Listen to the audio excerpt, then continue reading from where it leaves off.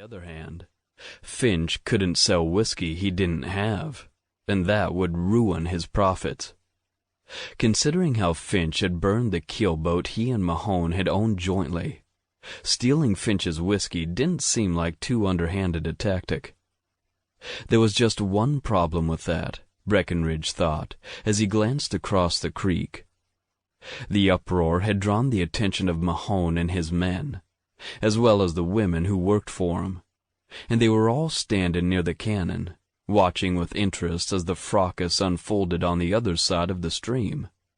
If Mahone's men were over there, Breckenridge asked himself, who was that fighting with Finch's men? As he slowed to a trot, he got his answer. One of the battlers had his hat knocked off, and the light from the lanterns revealed a shock of white hair and a weathered face. Breckenridge recognized the man called Powell from that morning. The others with him had to be the rest of the bunch that had run off the ambushers at the camp on the bluff. That meant they were friends as far as Breckenridge was concerned, and he wasn't going to stand by and watch the fight. As he approached, the man trading punches with Powell landed a clean blow to the white-haired man's face and knocked him to the ground.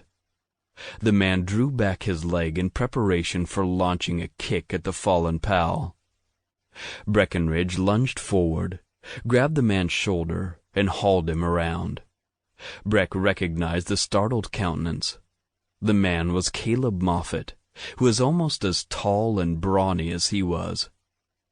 Moffat was off balance, though, and had to take a stumbling step to the side to catch himself. That allowed Breckenridge to catch hold of the front of Moffat's shirt with his left hand and cock the right to throw a punch. "Back off," Breckenridge said. "These fellas ain't thieves. They're friends of ours." "Then maybe you're thieves, too," Moffat yelled. He twisted, trying to get out of Breckenridge's grasp, and threw a wild, looping left. Breckenridge ducked his head and let Moffat's fist shoot past him. Then he threw his right, straight and hard into the other man's jaw.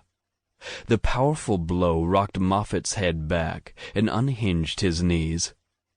Breck let go of him and allowed him to fall. There was no time for Breckenridge to feel any satisfaction. The next instant, somebody landed on his back and knocked him forward a couple of steps. An arm went around his neck and closed tight on his throat. "I got him!" a man yelled triumphantly in his ear. "I got the big bastard!" Getting Breckenridge Wallace wasn't exactly the same thing as keeping him, though. Breck reached behind his head and caught hold of the man's shirt. He bent forward and heaved, and suddenly the man who had leaped on Breck's back found himself heels over head flying through the air. He let out a frightened wail that was cut short by a huge splash as he landed in the creek. With that annoyance disposed of, Breckenridge wheeled around in search of another combatant, only to receive a hard, knobby-knuckled fist in the face. The man who had hit him started to swing another blow, but Breck blocked it with his forearm. He recognized the man and exclaimed, "Pal, hold on, I'm on your side."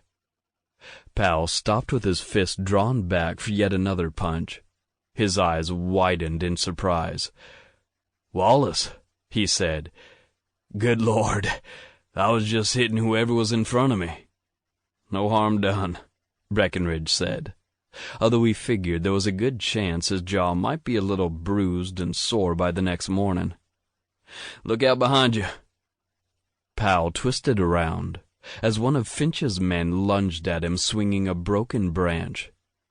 Breckenridge stepped past Powell and caught the attacker's wrist with his left hand, stopping the makeshift club cold. He smashed a right to the man's face that knocked him down. "Come on, Wallace," Powell said. "Back to back." That was the way they situated themselves as several more of Finch's men came at them. With their backs protected that way, they were able to lash out freely at their assailants. Fists smacked into faces and dug deep into bellies. The attackers began to pile up around Breckenridge and Powell.